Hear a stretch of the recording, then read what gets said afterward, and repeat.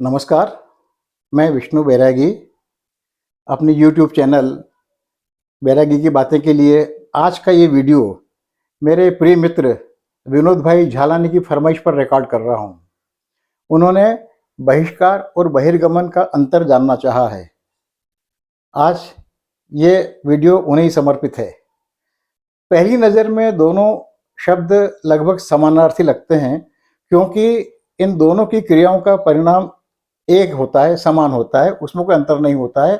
आदमी अपने आप को अकेला कर लेता है या अकेला हो जाता है, लेकिन दोनों क्रियाओं के कारण में, आधार में जमीन आसमान का अंतर है और इसकी नीयत में पूरब पश्चिम का अंतर है। दोनों दो छोर पे हैं, एक पूरब एक पश्चिम है। आप जैसा देख रहे हैं, बहिष्कार में हम किसी को अपने आप से दूर कर लेते हैं, हम किसी को निकालते हैं, हम किसी को अपने से असंबद्ध करते हैं और जिसके साथ करते हैं उसका होना जरूरी नहीं होता है। ये बहिष्कार एक संकल्प की तरह होता है जिसे आप धरती के किसी भी कोने में रहते हो आप निभा सकते हैं। आपको याद दिलाऊं, महात्मा गांधी ने विदेशी वस्त्रों का बहिष्कार किया था। ये एक संकल्प था और उनके इस आह्वान के तहत अनगिनत लोगों ने विदेशी वस्त्रों का बहिष्कार करने का संकल्प लेकर विदेशी वस्त्रों की होलियां जलाई थी, आपने पढ़ा होगा। और बहिष्कार का एक बहुत सुंदर, मुझे लगता है अब तो हर घर घर में उपस्थित है और घर घर में नहीं है तो आपके आसपास जरूर उपस्थित होगा और कोई ताज्जुब नहीं तो आप भी बहिष्कार किए बैठे हों। याद कीजिए, डायबिटीज के मरीज बिना शक्कर की चाय पीते हैं, मिठाई नहीं खाते हैं, परहेज करते हैं।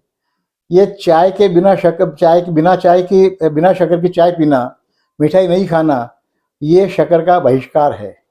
मुझे लगता है कि इस एक बात से बहिष्कार का अर्थ आप तत्काल बहुत आसानी से समझ में आएंगे, क्योंकि मिठाई की प्लेट आपके सामने पड़ी होती है, आपके आसपास बैठे हुए लोग शक्कर वाली चाय पी रहे होते हैं, शक्कर एक कटोरी में आपके सामने ट्रे में पड़ी हुई होती है, फिर भी आप उसकी तरफ देखते भी नहीं और फीकी चाय पीते हैं, मिठाई नहीं खाते हैं, तो आपने शक्कर का बहिष्कार किया हुआ है, मीठे का बहिष्कार किया हुआ है। बहिर्गमन इसका ठीक उल्टा है। बहिर्गमन में आप अपने आप को किसी से दूर कर लेते हैं और ये मुख्यतः बैठकों में होता है, समागम में होता है, सभाओं में होता है, या विचार विमर्श के लिए आयोजित गोष्ठियों में होता है।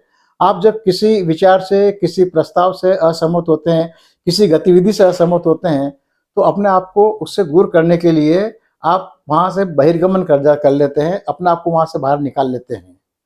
बहिर्गमन करने के लिए आप अकेले अकेले रहते हो बहिर्गमन नहीं कर सकते। बहिर्गमन के लिए आपका किसी जमावड़े में होना जरूरी है, जबकि बहिष्कार में आप जिसका बहिष्कार कर रहे हैं उसका होना जरूरी नहीं है।